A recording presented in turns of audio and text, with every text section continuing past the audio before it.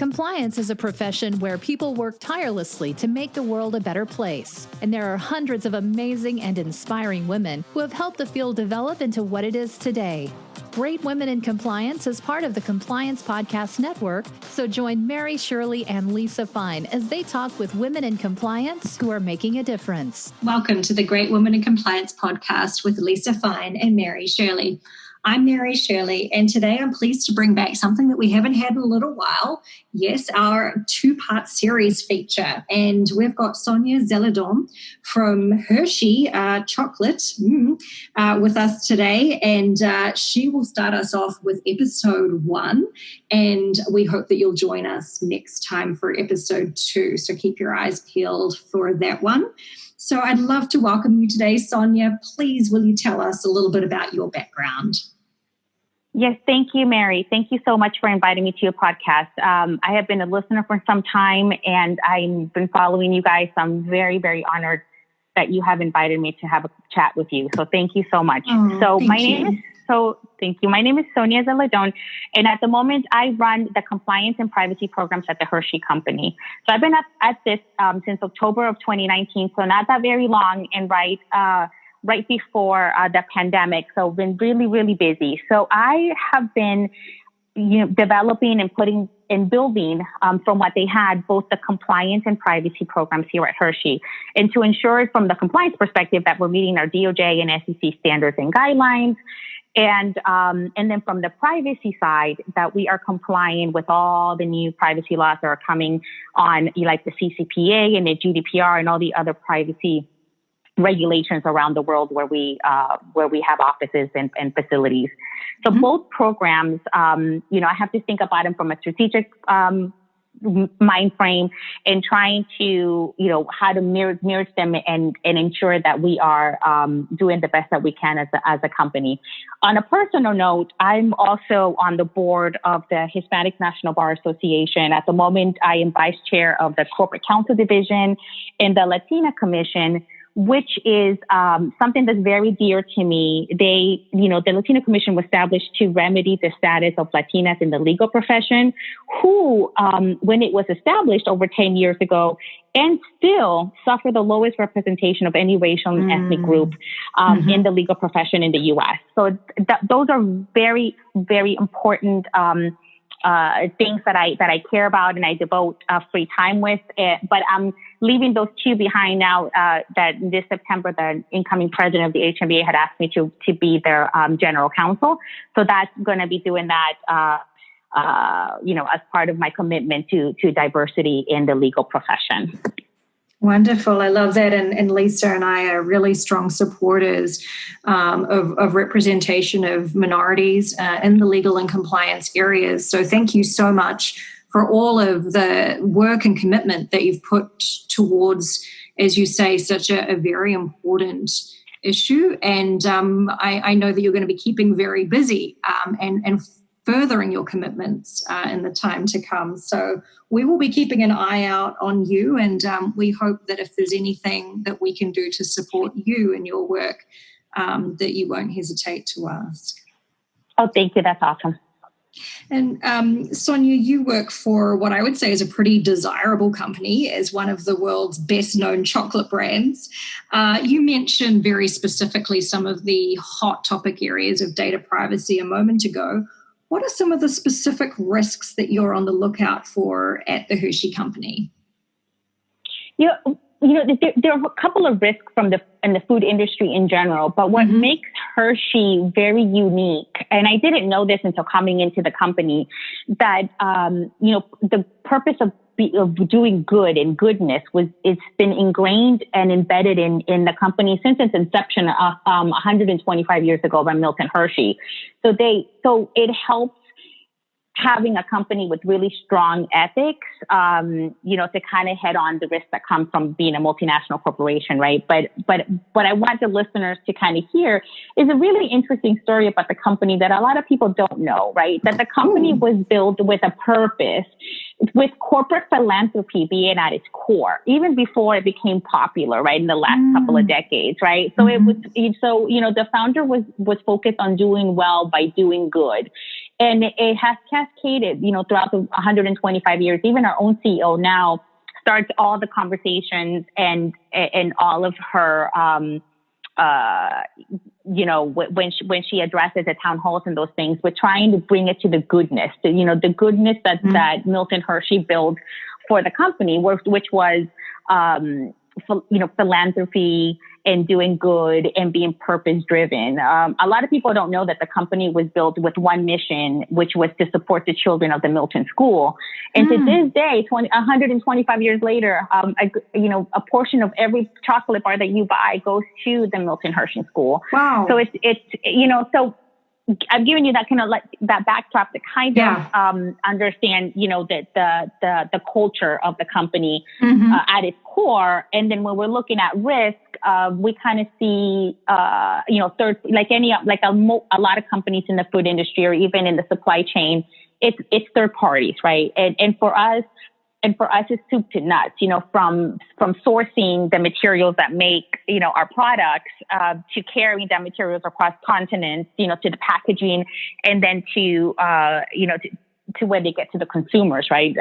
Distributors, all that. It's predominantly handled by third parties. And those are, as you know, and for most companies, the biggest risk. And you add the complexity of having that all over the world, then that's what we really try to mitigate as much as we can.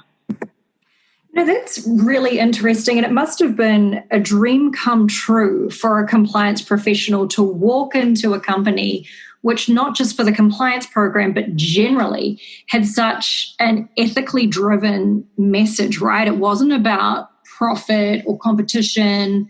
It was about serving a greater good. And that just must have been so amazing for you to step into that environment and go, heck, half my job is already done, just from the culture and the vision that's already been established for the company. It's definitely quite unique and very specific to Hershey. But the flip side of that is people come to me as a compliance person with the assumption that because that's ingrained into our, purpose is ingrained into everything that we do, that somehow we don't need a strong compliance program, right? With strong compliance frameworks. And I tell them, we're human after all. And even if you have, this embedded culture of purpose and philanthropy and being good, the bigger we get, the more international footprint, the more partners we get, then, it dilutes it a little bit. I'm not saying completely, right? But then you still need the parameters to ensure that people continue to do the right thing, right? So it's kind of that balance. But yes, it was definitely very different than other companies, and but still, we still have our challenges, of course. Yeah, and that specific challenge that you've mentioned, and I've talked about this on the show before, so I won't rabbit on about it, but it reminds me a little bit of how my feeling is that sometimes companies do not pay due regard to the so-called clean countries, as in the ones that on the CPI, are not showing as being heavily corruption perception countries. Because, they're supposed to be clean, people are supposed to be so-called good. And I think that's dangerous. I think it's risky. Just because you're from a country that may not have systemic or endemic corruption is not a good reason to take your foot off the pedal and not care about compliance as much. And so, though it's a different situation, it reminds me about how sometimes it can be easy to think, okay, because we're on the front foot in some way, that means that we don't have to worry about ethics and compliance as much. And that's simply not true at all, but it gives a false sense of security sometimes. Absolutely. It becomes our blind spot, right? From a compliance perspective. And when we're doing trainings and such, I always say, it's human behavior. And human behavior doesn't, it's it doesn't matter what part of the world you're from or how you were raised or anything like that. There's something innate human behaviors that if you don't have them in check, then, things happen, right? It's why we have laws and we have guidelines all over the world, right? And I said, yes, there are countries who have less, transparency, international risk and all these things, but things happen and good people do bad things or good people make mistakes. And, I always give the example of, the highway and having speed limits, right? And I'm like, we have them around the world and you need them to kind of,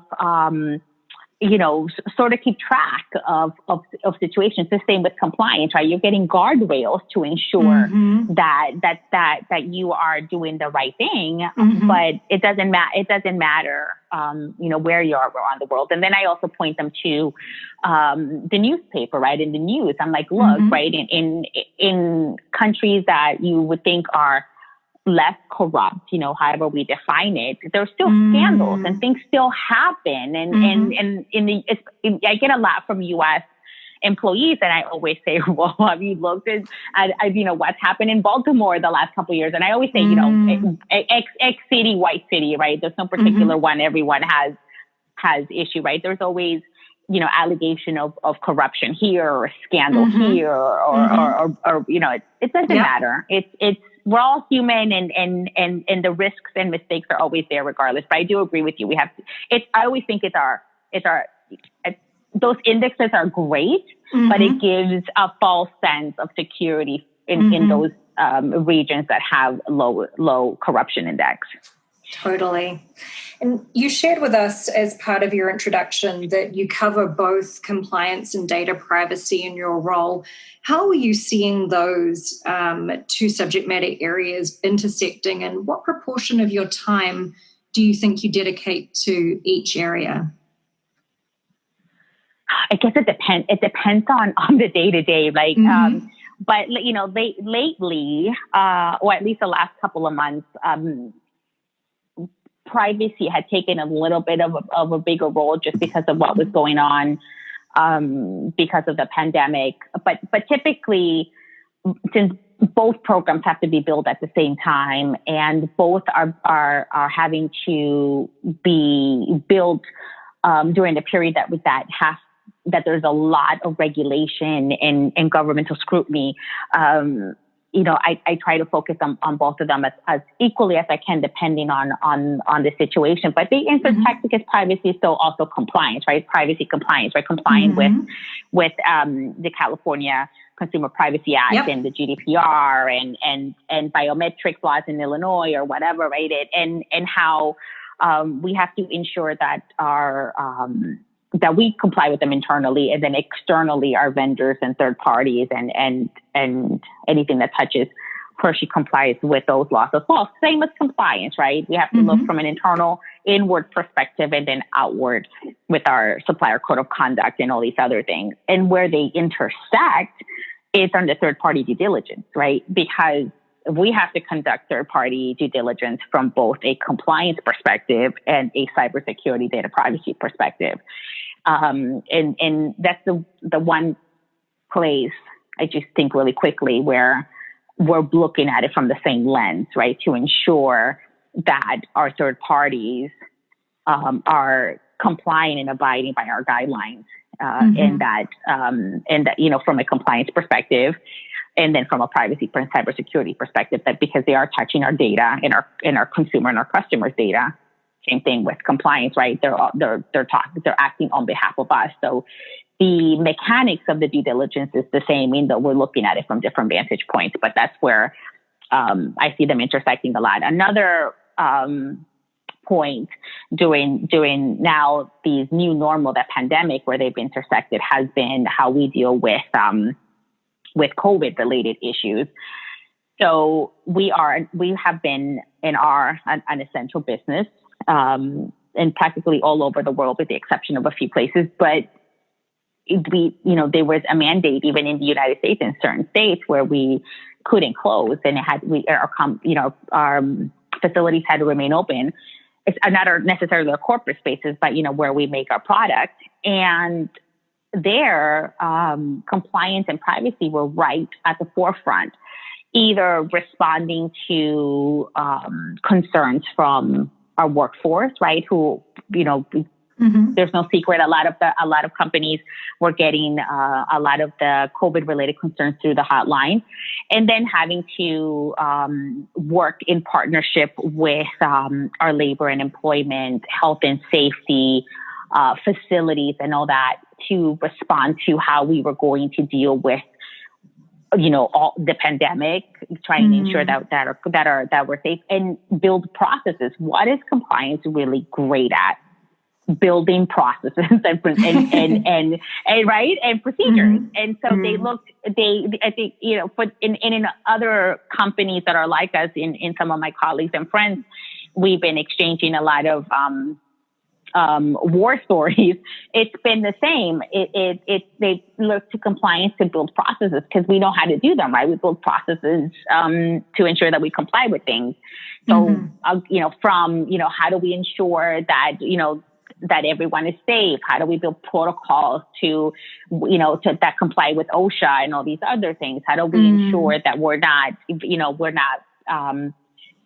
intruding in someone's privacy right or health direct, all that kind of stuff. And so they brought in compliance to build those processes, to help build the policies, to kind of build those frameworks, like on the fly, like immediately as we were dealing with the pandemic, because we never closed. We didn't have the luxury to remain closed and then build these on us, while we were waiting for the states to reopen. This was happening in real time. So the privacy side, since I did both, I felt like it was all in one, is to ensuring that as we're building these processes and procedures, that we were looking at also from the lens of privacy, right? Meaning, as we're building these, are we complying with the data privacy laws in place? Are we ensuring that we're not violating anything as we are collecting, if whatever it is that we were collecting or asking for or building? And that, data retention, cybersecurity, then the work from home and building those processes and procedures and working to do that. So at least in these particular times, in my mind, privacy and compliance go hand in hand, but it may just be that I walked into it during a period, in our world, not even our country, where these two kind of really were really paramount and important during the pandemic period. Yeah, I think that there is a big case to be made that the two do go hand in hand, and I don't think there is any one dominant way of either treating compliance and privacy as one function versus two separate functions, or privacy under a different area. I saw a benchmarking survey a few years ago, and the spread was really interesting. So some companies had compliance and privacy as part of the compliance function. Others had data privacy under a different area, such as legal or an information security department, and there was no one standout, so-called way to do it. There was a variance in approach. So I think there's a lot of scope to see the two as being hand in hand, even if they're no longer separate the same department. So for example, in my company, we moved from having compliance and privacy combined, and privacy moved under our new information security department, but yet we still work together an awful lot. So even when they are split, that intertwining and the inherent togetherness of the two subjects, I don't think will ever really be taken away. Yeah, and funny enough,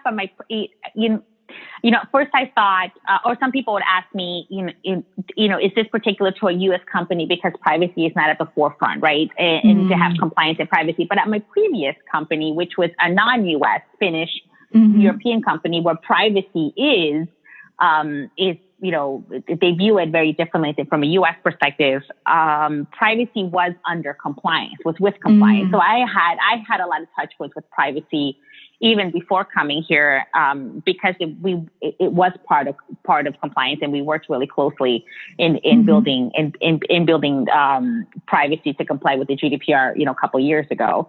But yeah, so it's interesting. There's no right, like you said, there's no right approach, and everybody does it a little bit different. But it is still compliance. You still got to comply with regulation, and they do intertwine a lot. Totally. You mentioned that Hershey's is just about everywhere, and I think maybe now you can even buy the chocolate in New Zealand. Certainly when I was growing up, you couldn't, and it was a big deal for me when I was an 8-year-old, and my little brother and I and mum and dad went to the United States to visit family friends who lived in Pennsylvania, and we went to the Hershey factory for the tour, and it was my very first time being exposed to Hershey's Kisses, and very memorable. I think now your chocolates are sold in New Zealand, but with that huge international footprint, you are very fortunate to have an international portfolio and really strong international experience. So will you share with us, how does your approach differ when working with the United States business versus, I'm not sure I love this term, but I hear it quite a lot, rest of world. How does your approach differ between the two major geographies? They don't. And I don't think they should necessarily, right? And it goes back to what we were discussing earlier, that I think human behavior is human behavior no matter where in the world you are. But there is a slightly different sensitivity to it when you're talking with outside the US. But I find it that my international experience works well working with US focused teams as well as international teams, right? Because having the international experience, makes you appreciate the interconnectedness of everyone, right? And how something in the U.S. it will have a ripple effect outside the U.S. and how we're really interconnected, and we are not, and we are truly global. We'll see after COVID if that remains the same, right? But the experiences are the same. The fundamental experiences of a human experience is the same, whether you are in the other side of the world, in the U.S. The approaches may be different, the cultures may be different, but I don't really take it too much of a different approach, right? I think you have to be. I think my international experience has helped me to be more flexible, with dealing with ambiguity, more adaptable. And U.S. is with the exception of certain places around the U.S., there are people from all over the world. And if you're walking into corporate America, you're more likely than not to meet people who have very different experiences from you, who have very different points of view. And having grown up with that and having experienced that, it makes you more adaptable. I think you have the ability to see situations from different perspectives. I think it also gives you more empathy and helps you to be a better communicator, because you have been in diverse environments and can tailor communications to certain audiences, especially in compliance, right? Because you get to be more adaptable. But I try to view U.S. and international kind of the same, with those kind of that sense of adaptability, of tailoring communications to your audience, and to appreciate the differences that people bring. So it's no secret that I have long been a fan of the Hershey Company's Code of Conduct. And incidentally, I saw a copy of the 2009 version recently and noted that it's been through a significant process of evolution since then. I think it's been revised at least twice since 2009, which is best practice. And little spoiler alert, dear listener, we are going to do a deep dive on revamping your code of conduct as part of our fall sorry, I should say autumn for the rest of worlders out there, episode in our cluster in Q3. So keep an eye out for that. Sonia, what are some of the things that struck you upon arrival at the Hershey company that they seem to be really best in class on? Yeah, like I mentioned when we start having the conversation is the goodness, in the desire and commitment to do good. I was starting doing the onboarding discussions with folks and having to discuss the compliance function and all that. There was no convincing. There's no need to advocate or convince the fact that we needed a compliance and that we needed to act ethically and that we needed to push that down, because it's very integral and part of the Hershey culture, right? The doing good, that being good to the community, being good to your neighbor, doing the best for your customer, consumers, those kind of things is already part of the culture. And you can see in the code of conduct and even in our supplier code of conduct that language is embedded in every piece of document that we push out, right? So that commitment is definitely from the top down at all levels. Yeah, that's a great one. That's really hard to beat. So yeah. That was a great answer. I think you're very lucky to be in such a company that really puts you on the front foot from a compliance perspective. So I would agree that is an excellent feature. And that's all that we've got time for today, everyone. So, Sonia, thank you so much for joining us, and we look forward to bringing you back on to complete your 2-part series shortly. Thank you. Thanks for joining us for this episode of Great Women in Compliance. We hope you'll join us in honoring the great women in the compliance field by subscribing to this podcast and leaving a review.